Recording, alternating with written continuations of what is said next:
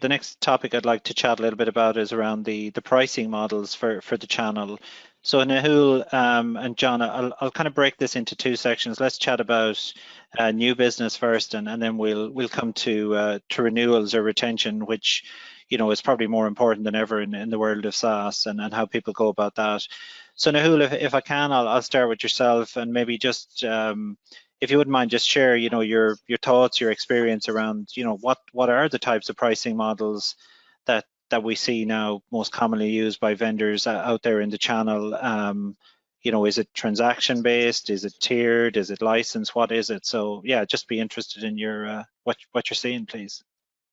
Well, again, Kenneth, I'll go from the perspective of dependent on the type of solution we are in, right? Are we a fast-moving, consumerized, volume-driven solution, right? Could be a CRM, could be an HRMS solution, could be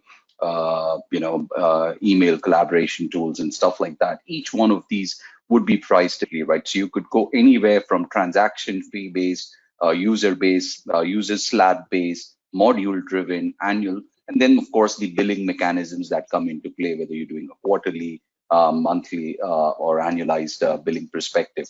I think one of the key factors that I would though talk about a little before we talk from that pricing standpoint is a lot of the on-prem solution providers who are now trying to get into the SaaS perspective, they need to differentiate between what is pure SaaS to what is hosted offering, because it impacts the pricing big time, right? Because when we look at a true SaaS, the architecture of SaaS, right, whether it's multi-tenant, multi-entity, self-provisioning, billing-driven, right, where we're looking at volume, right? We're not looking at 10, 20, 30 customers being onboarded in the year. We're looking at hundreds and thousands of customers being onboarded on the year, right? And there are tons of players globally who fall in that space, compared to those who would go and do a single instance hosted offering and then calling it SaaS, because both ways, and then provide annual licensing or a subscription driven modeling.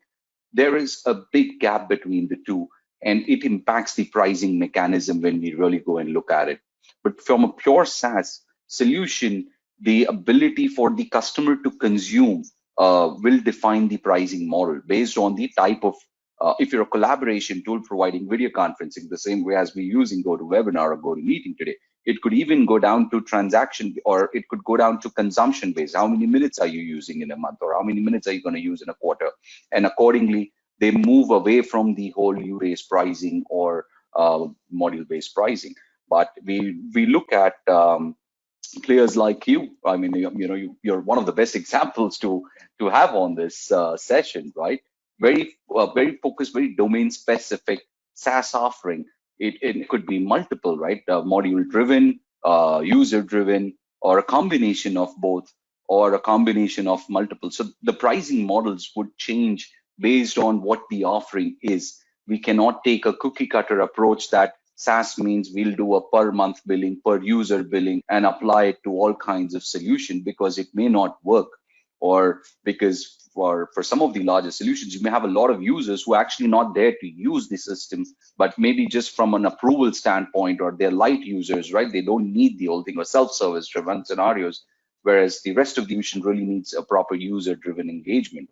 So pricing model could be multiple, module, user, setup, transaction fee based, right? So some of them could be based on transactions, especially fintech is using transaction fee based pricing model a lot these days, where based on the transactions they charge you, and it's recurring in nature. And of course, setup fees, whether you charge it, you incorporate it within the pricing itself, there's no setup fee created. All of this goes into to different pricing scenarios. Okay, no, that thank you, Nehul. And John, anything you wanted to comment on that, please? I think that was a tremendous comprehensive answer, Nehul. So just a couple of additional comments. This is the most popular question I think anybody working in the SaaS world gets asked. It exercises the product management teams, the revenue teams, the finance teams, the CXOs, and definitely triggered a lot of questions into our feeds before the webinar. I want to give a perspective from the customer. Like, ultimately, let's think about our customers, what they want. And regardless of whether it's been on-prem or SaaS, our customers are looking for the following things. So price transparency, visibility of what the pricing model is going to be, just not today, but in the future, predictability of their future fees and costs over the next 1, 2, 3 years, flexibility. So 2020 was the year that taught us a lot about flexibility. If my business circumstances change, is your pricing flexible, that you're not going to impose constraints on me and I can maybe tie back some of my pricing and reduce my billing? And then more importantly, with the world of SaaS, and particularly as Nehul has said, if you've truly architected your platform as a SaaS offering, customers expect that that platform is a pay-as-we-grow model. They want to invest with you. They want partnerships where, please don't give me your premium price plan today, but allow me to scale as you scale. So more and more cloud platforms are putting out this 3-tier pricing model, starter pack, maybe a medium pack, and then a premium pack. So think about giving bundles, and that's very important for the point that Nehul made. If you're a domain specialist, your partners, your customers effectively expect you to know their domain. So you should be able to price accordingly into the sort of business that they're operating in. Good example is fintech. If you're servicing the credit union sector, by default, you should know that that's typically a not-for-profit sector or very low margin. You should not be charging the same platform rates as you're charging to a tier 1 commercial bank. So that's the type of pricing partnership that customers are now looking from pure SaaS vendors. Okay, no, that's super. And kind of moving back to the channel partner aspect of it, then maybe Nehul, again, if you wouldn't mind, just, because it's very different, and I see this firsthand myself, again, margins are very different than in the traditional product world. So, and I'm sure people are very interested in this. What, maybe share a little bit about margins. How do vendors decide what margins they give up to partners? Is it by tier? Is it by the SaaS offer itself, and so on? So yeah, just to dig into that for a few minutes, please. So there is there's an overall general perception, right, amongst the channels, especially a lot of those that I've spoken to. And in fact, I was with a SaaS vendor a few weeks ago talking around the same thing. Most channel partners believe that SaaS vendors do not give margins on license subscriptions, right? They believe that the SaaS vendor, especially if they are able to get subscriptions online directly, do not really bother about how much, they're not really keen to shell out a bigger chunk of margins to partners. Now, that may be true for certain players, again, if it's a commoditized offering, right? But it's definitely not true when we get into very domain specific, high enterprise based offerings where the partner plays a significant role even for that SaaS solution to be sold, right? And when we look at that, the margins could vary from 5 points to 30 points, right? I mean, dependent on the product being sold and the commodity, how commoditized is that offering? How crowded is the marketplace with the different SaaS providers in that space?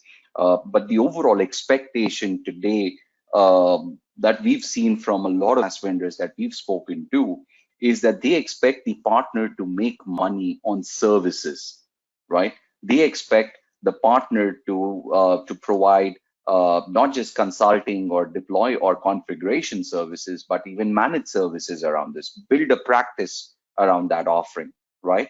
And that's where the partner, and which is true even if you were an on-prem provider, right? I mean, on-prem also, beyond the point, the partner makes better margins, right, when they're doing services.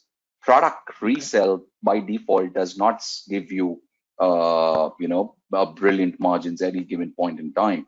The expectation on the other side, when people are moving from on-prem to SaaS, the margins that need to be shelled out is that they look at some of the largest SaaS vendors globally, and then that becomes their benchmark for margins, that or discount structures or slabs or tier driven, right? ARR driven, MRR, how much ARR you'll do, accordingly your slabs will change and you'll get the annual recurring revenue or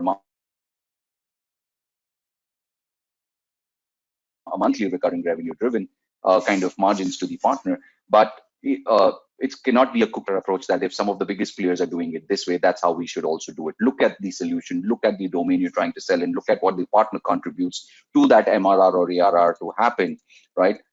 Look at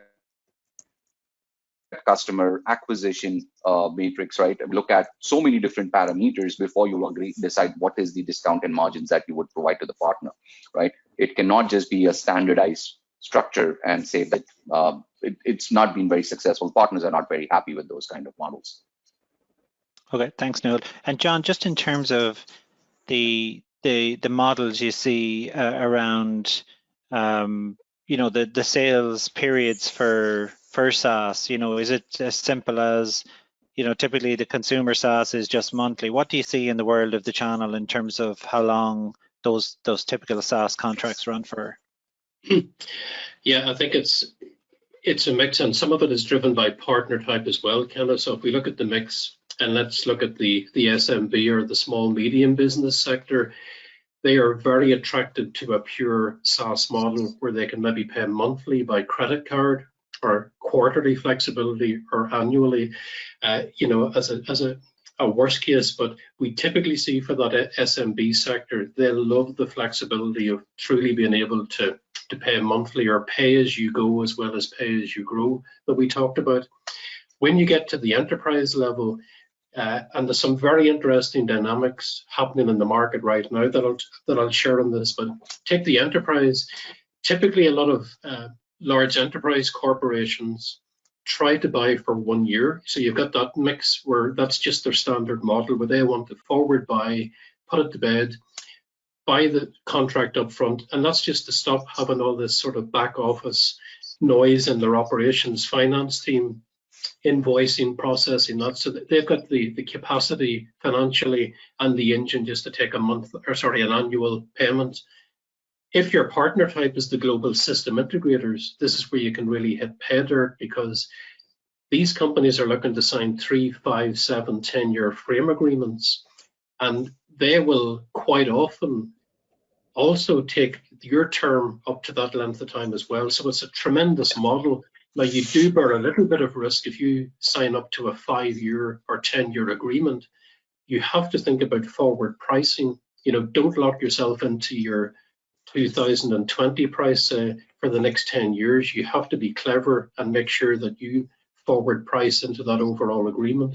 And a true partnership would be reflected in that the global system integrator or your big partner would actually help you on that path as well. The dynamic that I'm seeing, which is very interesting at the minute, is particularly here in Europe, where we've just gone through Brexit with the sort of pandemic turmoil. The exchange rates and the currency transaction and deviation in rates between different countries around the world has really created a dynamic now where people are looking to actually buy for 1, 2, and 3 years and pay up front.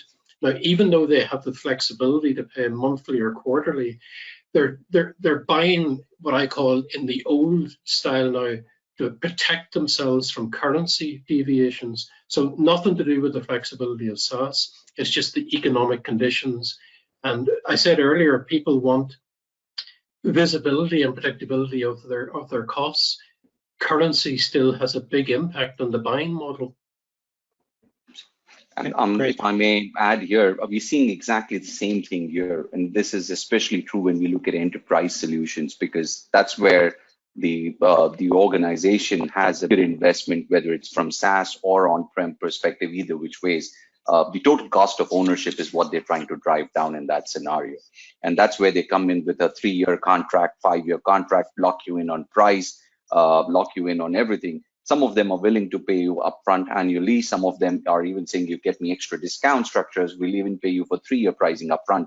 The whole pricing model, but needs to have that flexibility, as John very rightly said, from an SMB to the enterprise perspective of what can or cannot be done, and scalability, right? Whether you scale up or scale down based on your need, based on your economic situation, based on your business. Yeah.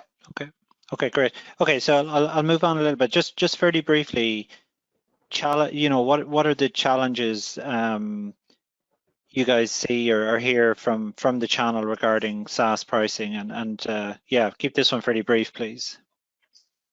Sure. So, sorry, John, you want to take that first, or should I? No, I would say take that, Nehul, and we'll move on to the polls. Yeah. Sure. So, so when we look at challenges that the channel partners are seeing from SaaS pricing, it's the complexity, right? On a prima facie, it makes it very simple. A lot of vendors have done it, simple 3-tiered pricing based on and calling it editions, right? As they say, starter edition, standard edition, professional, enterprise, whichever way they call these editions. They've tried to keep it. But the moment partners are getting involved, moment the customer's needs and requirements are being scoped and everything, and especially for our enterprise solutions, pricing models are becoming very, very complicated. Okay. Same deal could have a mix of user, module, and transactional fee-based pricing coming into play. So it's actually becoming, partners are not liking the complexity a lot of vendors are bringing to the table at times. They prefer the simplicity as much as possible. The expectation or perception of SaaS is simplify things, right? Not complicate things. Yeah, no, that's great, Nehul. And I suppose I know we're getting tight on time, so we'll keep moving. But some of the challenges I hear every day, partners will say that we need support in that transition from traditional to SaaS because the not so much the margins are definitely better, but the actual core value of the deal is much lower than 100,000 now could be 30,000. So that's where they made their money, and that's difficult for some partners, which in turn has driven the new ecosystem of partners.